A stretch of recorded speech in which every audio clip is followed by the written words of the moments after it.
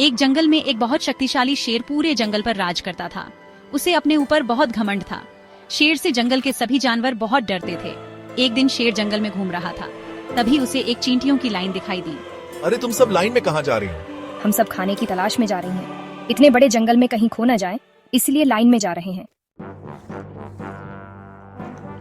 शेर, ये जंगल मेरा है, मैं यहाँ का राजा हूँ, तुम्हें मुझसे डर नहीं लगता? ये जंगल मेरा है, मैं यहाँ का राजा हूँ, तुम्हें मुझसे डर नहीं लगता?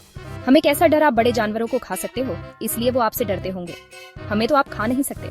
अच्छा ये बात है, मैं तुम्हें एक बार में मसल दूंगा, सारी मारी जाऊंगी। जाओ जाओ, अभी हमारे पास समय नहीं है, फिर कभी मिलना और कोशिश कर लेना। शेर, रुको जरा, मैं अभी बताता हूँ। रुको जरा, मैं अभी बताता हूँ। कहकर उनके ऊपर पैर रखने की कोशिश करता है, लेकिन वे सारी एक तने की जड़ में घुस जाती हैं, जहाँ तक शेर का पंजा पहुँच नहीं पाता। शेर को बहुत गुस्सा आता है। शेर गुस्से में घूम रहा था, तभी उसके पास एक चीता आता है। क्या बात महाराज, आप बहुत परेशान नजर आ रहे हैं। शेर चीते को सारी बात बताता है। बस महाराज, इतनी सी बात, इन चींटियों को सबक सिखाने का उपाय मैं आपको बता दूंगा, लेकिन ये चिट्टियों वाली बात आप किसी को मत बताना, नहीं तो जंगल के बाकी जानवर आपसे डरना बंद कर देंगे। इससे आपका नुकसान तो होगा ही, साथ ही मेरा भी नुकसान हो जाएगा। आपका बचा हुआ भोजन मुझे मिल जाता है। वो सब छोड़, पहले ये बता करना क्या है। पास ही एक पेड़ पर मधुमक्खी का छत्ता है, वहां से थोड़ा सा शहद ले आते हैं। उस शहद को एक पत्ते पर रखकर मैदान में रख देंगे। जब मैदान में चींटियां उसे खाने आएंगी तो आप पैर से उन्हें मसल देना। लेकिन इतनी ऊपर से शहद कैसे उतरेगा? महाराज, मैं शहद की मक्खी से शहद मांग लूंगा।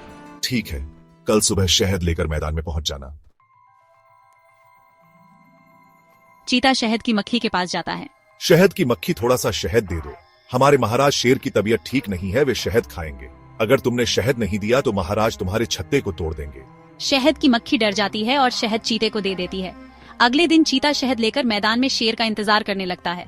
इधर शहद की मक्खी बाकी जानवरों से महाराज के बीमार होने की बात करती है। यह खबर चींटी तक भी पहुंच जाती है।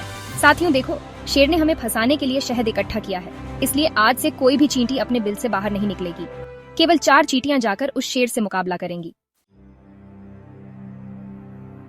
अगले दिन शेर और चीता शहद को एक पत्ते पर रखकर चींटी के आने का इंतजार करने लगते हैं। 4 चींटियां धीरे धीरे शेर और चीते की ओर बढ़ने लगती हैं। शेर और चीता दोनों पत्ते पर नजर रखते हैं। 2 चींटी चुपचाप शेर और चीते के ऊपर चढ़ जाती हैं और उनके कान के अंदर जाकर काट लेती हैं। शेर और चीते के कान में खुजली होने लगती है।